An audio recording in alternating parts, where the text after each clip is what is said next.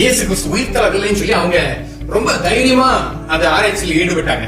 அதுல முதலாவது 18ஆம் செஞ்சுரியில ஃபர்ஸ்ட் ஆராய்ச்சியில் ஈடுபட்டது யாருன்னா கில்பர்ட் வெஸ்ட்ன்றவரு கிறிஸ்டியானிட்டிய இன்னைக்கு நாம் உயிர்த்தெழவில்லை, இயேசு கிறிஸ்து உயிர்த்தெழவில்லை என்று நிரூபித்து விட்டால் ஒரு மார்க்கத்தை நாம் இல்லாமல் ஆக்கி விடலாம் என்று அவர் அவருடைய நண்பர்களோடு சேர்ந்து ஒரு பெரிய பிளான் போடுறார்.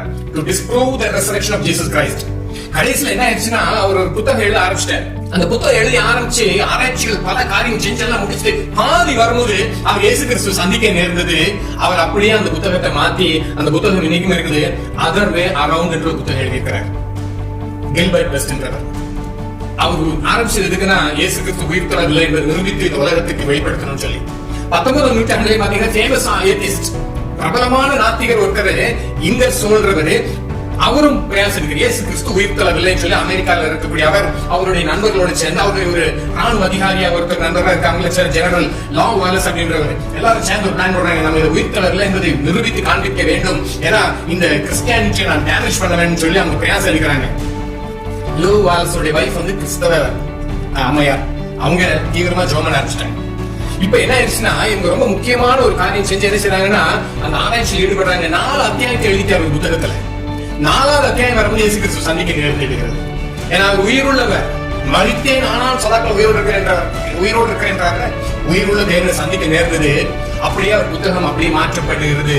பென் ஹெர்ன் ஒரு புத்தகத்தை எழுதி முடித்தார். அந்த பென் ஹெர்ன்றது நிறைய மூவி வழியிலையும் வந்திருக்கிறது. நீங்க நேரம் கிடைத்தால் அந்த யூடியூப்ல போய் பாருங்க பென் ஹெர்ன். அப்படி அடுத்ததாக 20ஆம் நூற்றாண்டுல பாத்தீங்கன்னா ஒரு வக்கீல், பிரபலமான வக்கீலும் ஒரு பத்திரிகையாளர் பிராங்க் மோரிசன், இவரும் பேசுறாரு இந்த உயிர்த்தெழுதலை இல்லன்னு நிரூபிச்சிட்டோம்னா இந்த கிறிஸ்தவர்களை சிதறடித்துக்கலாம், அந்த கிறிஸ்டியானிட்டியை நம்ம இல்லாம ஆக்கிடலாம்னு சொல்லி. இவரும் வக்கீலா இருக்கிறதுனால அவருக்கு பயங்கரமான அறிவு உண்டு. பத்திரிகையாளர் இருக்கிறதுனால எப்படி எழுதுன்னு நல்லாவே தெரியும்.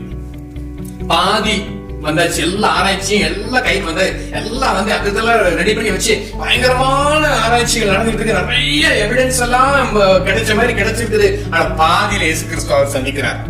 சந்திச்சோன்னா அவர் இந்த புத்தகத்தை எப்படி முடிக்கிறார்னா Who moved the stone என்ற புத்தகத்தை எழுதி முடிக்கிறார் 1930. யார் அந்த கல்லை புரட்டி தள்ளினது? இயேசு கிறிஸ்துவின் கல்லறை முன்பாக அந்த கல்லை புரட்டி தள்ளினது யாருன்னு சொல்லி அவரும் விசுவாசம் உள்ளவரை ரட்சிக்கப்பட்டார். இப்ப நம்ம வாழ்ற காலத்துல லீ ஸ்டோர்பல்ன்ற ஒரு முக்கியமான ஒரு நாத்திகர், இப்ப அவருடைய வீடியோக்கள் நீங்க பார்க்கலாம். அவர் ரொம்ப ஒரு இன்வெஸ்டிகேட்டரா இருக்காரு, ரிப்போர்ட்டரா இருக்காரு. அவரும் பிரயாசம் எடுத்து எல்லாம் முடிச்சு கடைசியில பார்த்திருக்கிறாரு. அவரும் கடைசியில பாதியில் ஆண்டவர் ஏற்றுக்கொண்டு இந்த கேஸ் ஃபார் கிரைஸ்ட் அப்படின்னு சொல்லி ஒரு புத்தகத்தை வெளியிட்டிருக்காரு. பெஸ்ட் செல்லிங் புக் அது. இப்ப அவர் உயிரோடு இருக்கிறார். லீ ஸ்டோர்பல். இயேசு கிறிஸ்து உயிர்த்தெழுதல் இல்லை என்று நிரூபிக்க அநேக பிரயாசப்பட்டாங்க.